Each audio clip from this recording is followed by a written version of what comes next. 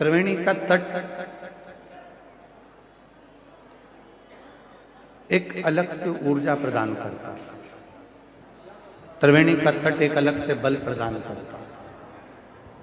और हम फिर निवेदन करेंगे कि सारी दुनिया में आप शिव महापुराण की कथा को श्रवण करते हो, और यदि त्रिवेणी के घाट पर बैठकर ये कथा सुनते हो तो तीन चीजें तो मेरा त्रिगुणाकार, त्रिकालदर्शी, त्रिनेत्रधारी, त्रिपुंडधारी, त्रिशूलधारी और त्रिनेत्रधारी भगवान आपको दे ही देगा। बोलबम का नारा है, सारी समस्या का हल श्री शिवाय। त्रिवेणी के संगम पर त्रिकालदर्शी, त्रिनेत्रधारी, त्रिपुंडधारी,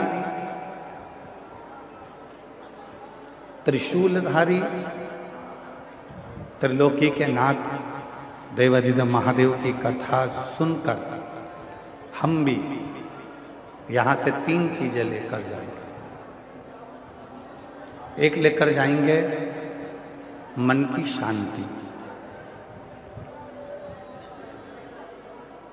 दूसरे नंबर पर लेकर जाएंगे हम मन की शीतलता, और तीसरे नंबर पर लेकर जाएंगे हम अच्छे विचार, अच्छी सोच, अच्छी बुद्धि।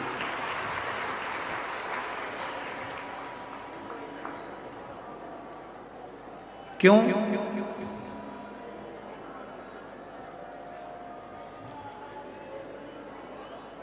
आपकी जेब में जो पैसा रखा हुआ है उसके बहुत सारे बाटेदार हैं।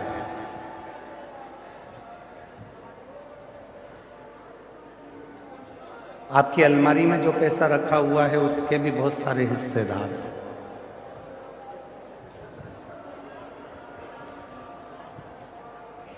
आपके बैंक में जो पैसा रखा हुआ है उसके भी बहुत सारे हिस्सेदार हैं।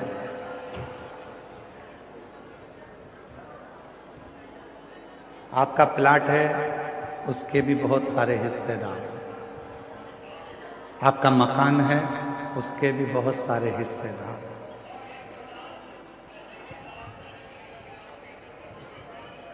आपकी जमीन के, आपकी प्रॉपर्टी के,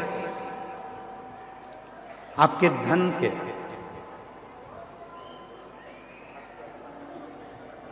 आपकी संपदा के, आपके स्वर्ण के, चांदी के, बर्तन के, कपड़े के बहुत सारे हिस्सेदार हैं।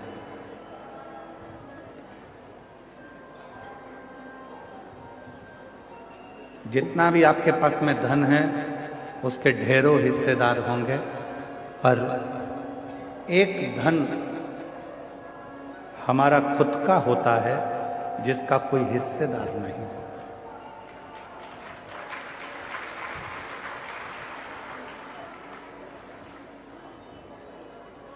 सब धन के हिस्सेदार हैं, पर एक धन है, उस धन का कोई हिस्सेदार होता ही नहीं है। वो धन है आपका दुख, आपकी तकलीफ, आपका कष्ट, आपकी बीमारी, आपका रोग। वो धन एक ऐसा धन है जिसका कोई भी हिस्सेदार नहीं बनता। हम आपसे पूछें, प्रयागराज में आई हुई मेरी जीजियों से, मेरे जीजाओं से, मेरी बेटियों से, बेटाओं से, मेरे बुजुर्ग माँ बाप से मैं एक प्रश्न करूं, आपकी कमर में दर्द होता है तो उसका कोई हिस्सेदार होता है क्या? आपके सिर में दर्द होता है तो उसका कोई हिस्सेदार होता है क्या? आपके पलंग के तकिए के नीचे अगर कोई 500 के नोट की गड्डी रखी है तो उसके बहुत सारे हिस्सेदार।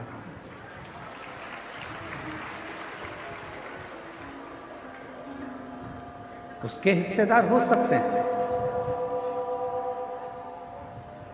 पर आपके दुख का कोई हिस्सेदार नहीं, कोई नहीं। आपकी तकलीफ का कोई हिस्सेदार नहीं हो। परशु महापुराण की कथा में पार्वती खंड में उमा संहिता में भगवान शंकर ने पार्वती जी से कहा है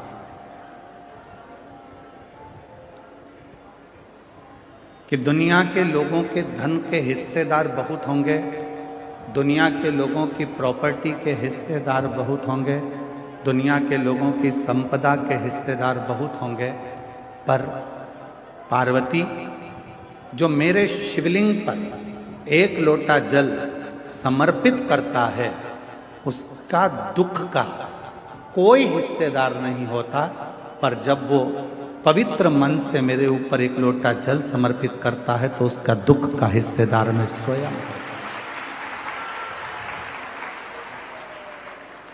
उसके दुख का कोई हिस्सेदार होगा तो वो शिव होगा।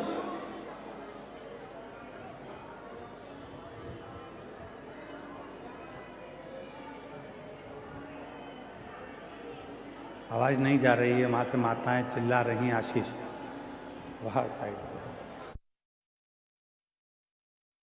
उनके दुख का हिस्सेदार मैं स्वयं हूं।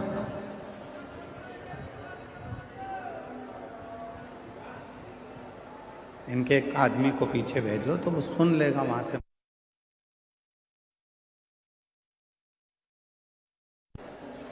दुख का हिस्सेदार शिव कह रहे हैं कि जब कोई एक लोटा जल समर्पित करता है, जब कोई एक लोटा जल मुझे देता है, तो वो जब दुखी होता है तो उसके दुख का निवारण करने के लिए मैं स्वयं उसके दरवाजे पर पहुंचकर उसके दुख को काट देता हूं।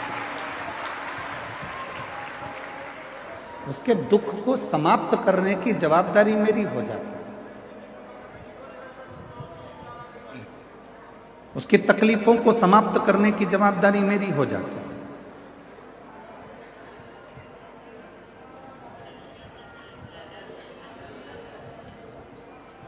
और मेरा तू ही तो हमदर्द है, जिसे हर दर्द कहता हूँ।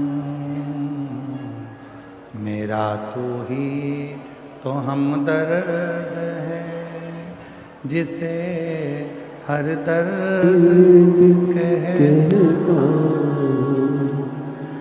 दुनिया के आगे प्रभु चुपचाप में रहता। दुनिया के आगे प्रभु चुपचाप में रहता। मेरा तू ही तो हमदर्द है, जिसे हर दर्द कहता हूँ। मेरा तू ही तो हमदर्द है, जिसे हर दर्द कहता हूँ। शिव से कहीं ऐसी कोई बात नहीं है जो तुम्हारी कट जाए।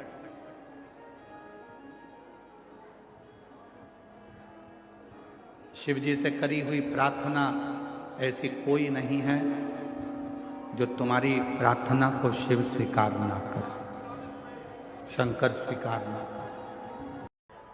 यही गलती है हमारी। हम मंदिर में जाकर क्या करते हैं? हम मंदिर में जाकर करते क्या? एक लोटा जल हम चढ़ा रहे हैं, और पहले भी कथा में कहा तुम्हारा पूरा एक लोटा जल शंकर जी को चढ़ना चाहिए, क्योंकि दुनिया के कई लोग कहते हैं कि हम जल चढ़ा रहे हैं, इतने दिन हो गए जल चढ़ाते, इतने दिन हो गए जल चढ़ाते, इतने दिन हो गए जल चढ़ाते, शंकर जी हमारी नहीं सुन रहा है, शिव जी हमारी नहीं सुन रहा है, पड़ोसी की सुन ली, तुम्हारी क्यों नहीं सुनी? उसका कारण यह है कि तुम्हारा एक लोटा जल शंकर जी को नहीं चढ़ रहा है। तुम्हारी दृष्टि में अभी भी भेद है। इसलिए आप लोगों से कहा था कि ये शिवलिंग, ये जलाधारी, ये जल बहने का स्थान, जिस पे शिवलिंग रखा है वो पार्वती जी का हस्त कमल है। जहां से पानी बहता है वहां राइट में गणेश जी, लेफ्ट में कार्तिकेय जी, बीच में अशोक सुंदरी। शिवलिंग के ऊपर जो बूंद बूंद पानी टपक रहा है वह शंकर जी की 5 लड़कियां, जया, विषहरा, शामली बारी, दौतली। शिव जी का पूरा परिवार जब एक ही जगह पर है तो तुम्हें जल कहां चढ़ाना चाहिए? शंकर के शिवलिंग पर। अब तुम जल चढ़ाने जाते हो तो वहां पर भी जाकर विचार करते हो कि जल लेकर पोची लोटा भर के शंकर जी को चढ़ा दिया, फिर पास में गणेश जी बैठे थे उनको चढ़ा दिया, पार्वती जी बैठी थी उनको चढ़ा दिया, नंदी बैठा था उनको चढ़ा दिया, फिर कार्तिकेय बैठे थे उनको चढ़ा दिया। अब सियोर वाला बाबा बोला कि 1 लोटा जल